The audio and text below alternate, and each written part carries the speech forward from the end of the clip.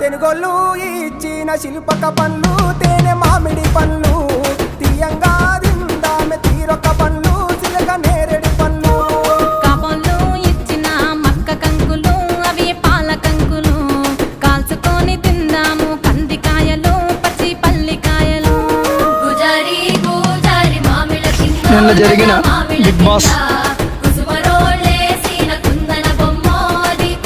Review Sanjana చెత్తలో discussion చేస్తూ Ritu demand breakup వెంటనే ప్యాకప్ మట్టి కనిపించిన మాధురి గ్యాంగ్. ఈ ఎపిసోడ్లో టాస్క్తో మొదలుపెట్టాడు బిగ్ బాస్.